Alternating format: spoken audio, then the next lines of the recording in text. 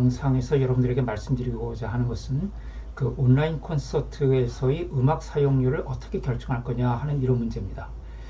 자, 2020년 이후에 이제 그 코로나19 여파로 해서 이 음악 공연계는 정말 전례 없는 그런 침체기를 맞이를 했죠.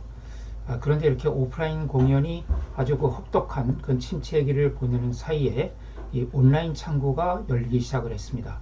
이 부진했던 그 오프라인 공연은 온라인 콘서트라는 그 새로운 형식으로 이제 향하게 됐죠. 이 오프라인 공연과 마찬가지로 이 온라인 콘서트 역시 그 음악 저작물이 그 가장 큰 비중을 차지합니다. 따라서 그 음악 저작물 사용료를 지불해야 하는 거죠.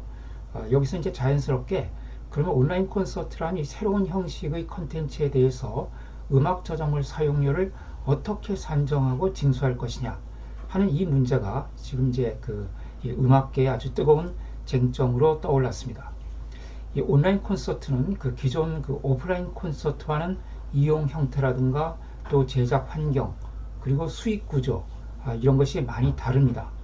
일단 그 관중이 전혀 없이 시청자들을 대상으로 해서 본방 형태, 즉 모든 사람이 그 동시에 시청해야 되는 그런 형태로 송출하는 이런 순수한 온라인 콘서트.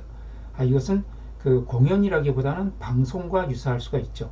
즉 공연이란 것은 그 관객이 앞에 있어야 되는 건데 이런 이제 순수한 온라인 콘서트, 비대면 콘서트는 이제 공연이라고 볼 수는 없고 일종의 이제 방송과 유사하다고 볼 수가 있습니다. 그런데 이런 온라인 콘서트를 또 다시 보기가 가능하다거나 또는 나중에 보기가 가능하다면은 이것은 또 이제 방송이 아니라 전송 또는 디지털 음성 송신과 유사할 수도 있어요. 이런 방송이나 전송, 디지털 음성 송신은 그 각각 그 음악 사용료가 다릅니다.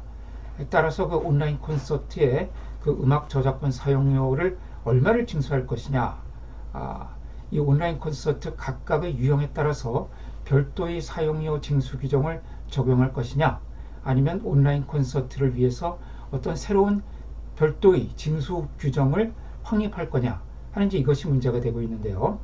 현재 그 저작권 관련 단체로는 한국음악저작권협회가 제일 크죠. 우리나라에서 또 뭐 함께하는 음악저작인협회라고도 있습니다. 이런 이제 그 저작권 협회가 있는데 이런 한국음악저작권협회에서 적용하고 있는 음악 저작물 사용료 징수 규정이라는 것이 있거든요. 징수 규정. 이 징수 규정에 규정되어 있는 그 주문형 스트리밍 서비스라는 것이 있고요. 요건 이제 그 징수 규정 23조에 나와 있는데요. 또 그 다음에 영상물 전송 서비스라는 규정도 24조에 나와 있습니다. 자, 이런 것들이 이제 그 온라인 콘서트와 비슷하다고 볼 수 있는데 그러나 따져보면은 그 서비스 형태가 아주 여러 가지 면에서 차이점이 존재합니다.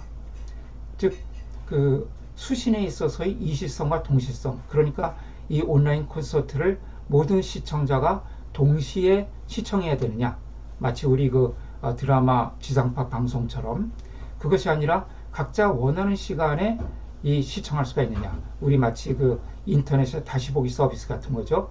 이런 차이점이 있고요.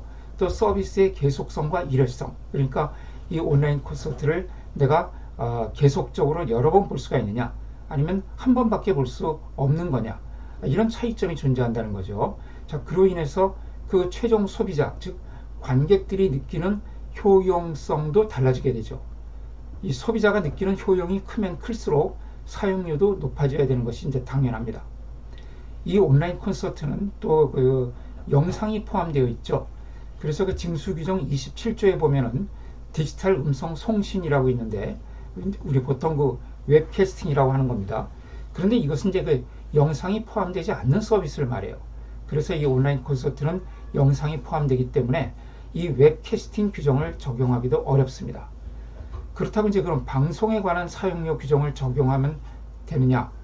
그런데 이 징수 규정에서 그 방송 사용료 규정은 방송 사업자별로 구분이 되어 있습니다. 예를 들어서 뭐 지상파 방송, 케이블 방송, 위성 TV 방송, 뭐 그다음에 인터넷 TV 방송 이런 식으로 이제 구분이 되어 있다는 거죠. 그래서 현실적으로 볼 때 이런 그 방송에 관한 사용료 징수 규정을 온라인 콘서트에 또 그대로 적용하기는 어려운 점이 있습니다. 자, 그러면 이제 온라인 콘서트에서 그 음악 저작물 사용료 징수를 위한 별도의 징수 규정을 확립하는 것이 필요하냐 하는 이제 그런 점을 검토할 필요가 있는 거죠. 일단 이 온라인 콘서트하고 오프라인 콘서트는 그 수익 구조는 유사합니다. 따라서 그 저작권 사용료 산정 방식 역시 그 오프라인 콘서트 징수 규정과 온라인 콘서트 징수 규정은 유사하게 설계할 수가 있는 것이죠. 다만 그 온라인 콘서트의 경우에는 오프라인 콘서트에 비해서 여러 가지 그 부대 비용, 장소를 빌린다든가 이런 대관비라고 하죠.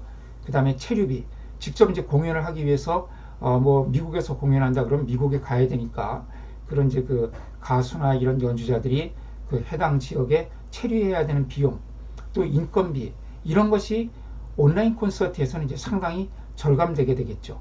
어디 해외에 나가지 않아도 되니까.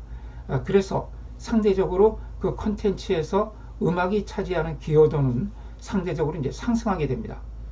그러니까 오프라인 콘서트에서 장소, 즉 그 공연장이 차지하는 비중이 10%였다고 하면은 온라인 콘서트에서는 그 장소가 매출에 기여하는 비중이 감소하거나 아니면 상당히 사라지게 되는 것이죠. 반대로 자연스럽게 음악을 비롯한 연주라든가 가창 이런 이제 예능적인 요소들의 비중이 상대적으로 상승하게 되죠.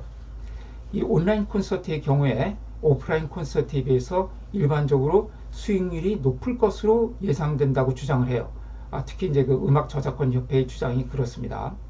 자, 왜 이런 것들을 이제 따지냐 하면은 이 사용료를 산정을 할 때 매출액 곱하기 몇 퍼센트 이런 식으로 이제 사용료를 지급을 하게 되거든요. 그래서 이 수익률을 이제 따지는 것이 의미가 있는데요.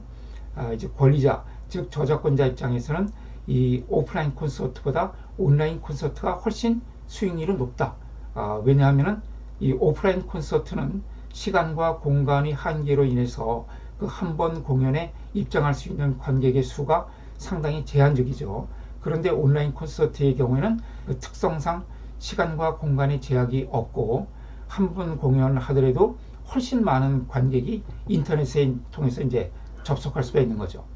또 그 온라인 콘서트는 그 투어 콘서트, 그러니까 여러 지역을 순회하면서 하는 공연을 할 필요가 없죠.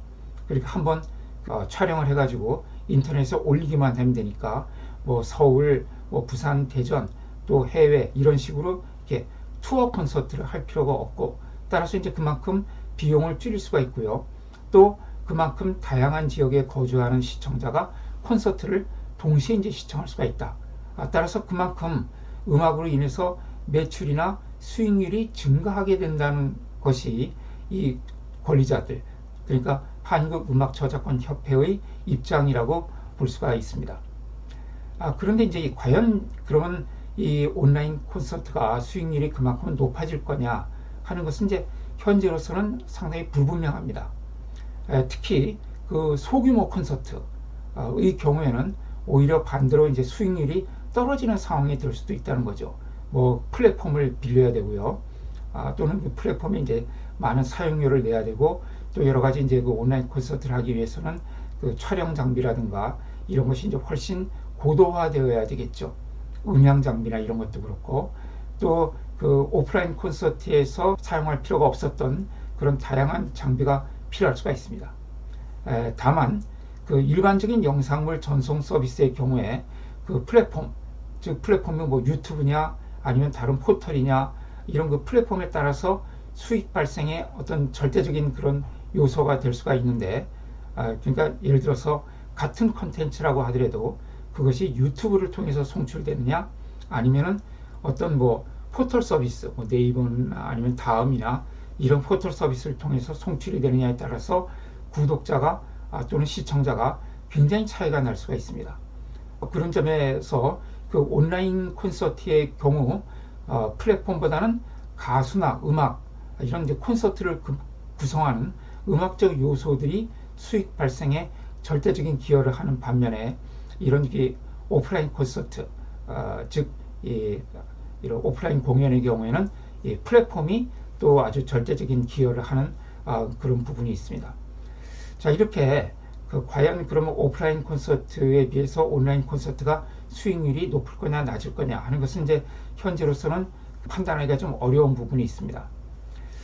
또 그 다음에 무료로 또는 매출이 거의 없는 공연에 대해서 최소한 그 사용료 기준을 적용할 것이냐는 문제가 있습니다.